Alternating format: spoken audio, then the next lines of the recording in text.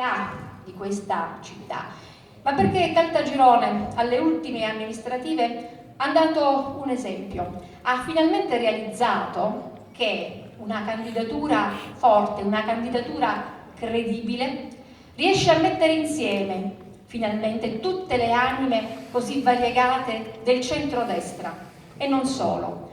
Una candidatura credibile sa raccogliere anche le forze della società civile, sa costruire la forza dal basso, quella forza che serve per le scelte fatte per la collettività e non più dirette da chi ha imposto una candidatura. E parlo ovviamente della candidatura di Gino Joppolo.